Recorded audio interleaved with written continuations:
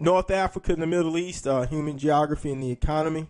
This is a pretty quick video, so we'll get through it pretty quickly. There are one or two things on the economy I want to focus on. And once again, when I discuss these, when I do the video lectures, these things are they're not really designed to be really in depth. So I'm acutely aware that there are all kinds of, there's a lot of stuff I'm leaving out. There are many facets of everything that I'm leaving out. Okay. So, but this is just the highlights what we're covering for the purposes of the 9th grade world geography.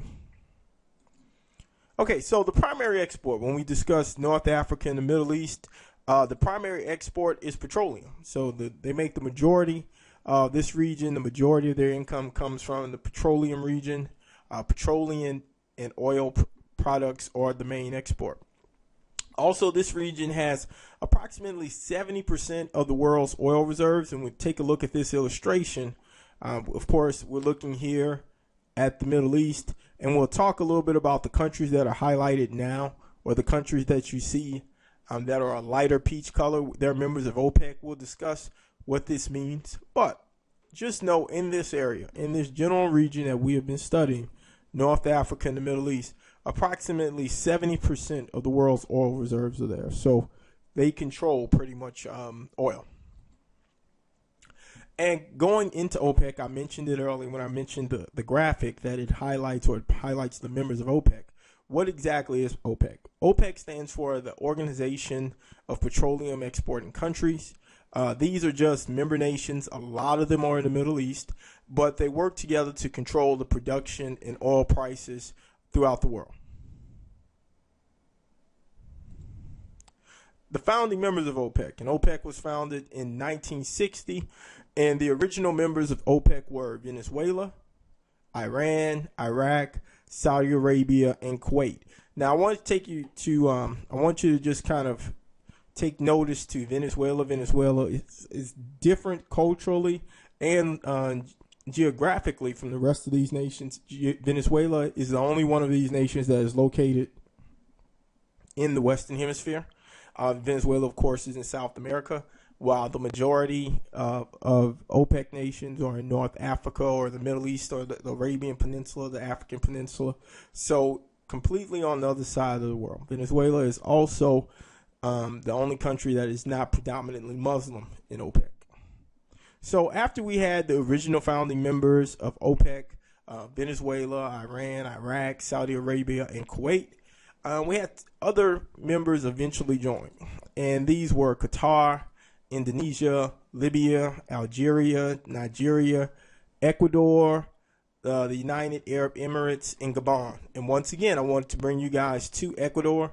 I want you to draw your attention to Ecuador. Ecuador is another country that is not located in the Middle East or North Africa. Like Venezuela, it is located in the Southern Hemisphere, and it is another country that is not culturally Muslim. Okay, so Islam is not the dominant religion and is not a Muslim culture.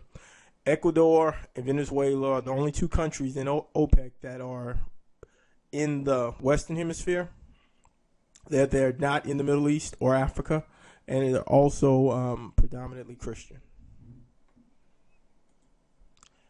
Agriculture is another aspect of the economy of North Africa and the Middle East, but I want you to understand the driving engine, the driving force of their economy is petroleum. Okay, or this region of the world is petroleum.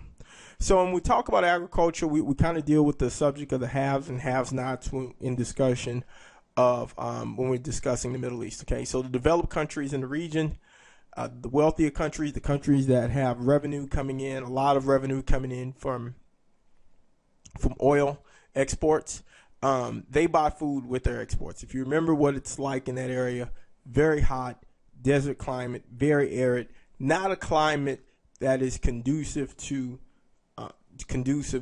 growing food. So now the less developed nations or the developing countries in the Middle East, they grow their own food. Oftentimes the yields are small, which just means that it's not a lot of food. Oftentimes the people can do what is called subsistence farming, and that is just growing just enough food for you and your family. Okay.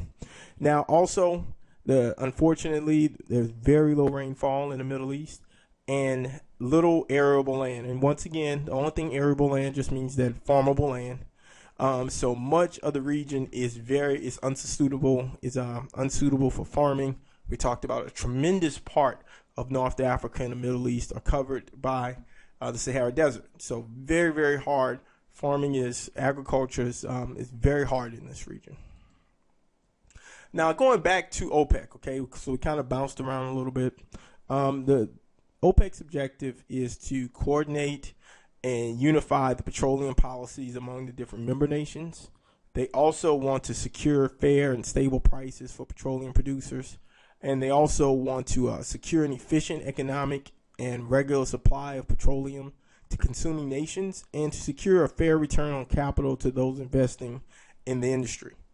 Just did a lot of reading. What exactly does that mean? We can just forget about all this and I will explain this to you. OPEC's prime objective, what all of these points boil down to, is that OPEC's prime objective is to help their member nations make as much money as possible. Okay, it gets everyone on the same page, so everyone is charging the maximum amount that they can for oil, and all of their member nations are to make as much money. So all of this boils down to where the OPEC nations are all charging the same price, and that allows them all to make the maximum profit from oil as possible, because they're all charging the highest possible price, what we call the equilibrium price, that people are able to pay. Also, now we'll bounce back again from OPEC. I think that they were a little bit out of order, but that is okay.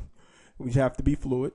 We'll bounce back from OPEC to the service industry. The service industry and tourism is a new, relatively developing industry in the Middle East, and I think we mentioned it before in the culture, but I'll just hit it again. With all of the money, with all of the revenue that these countries, some of the wealthier nations have taken in, like the United Arab Emirates, Saudi Arabia, a lot of the money that they've taken in, they've reinvested it to diversify their economy, so all of their money is not coming from oil. So what we see is that this region is also a lot of tourism. So when we think about the Middle East, we think about North Africa, we think about ancient civilizations. The three major monotheistic religions come from this area. We mean Judaism, Islam, Christianity.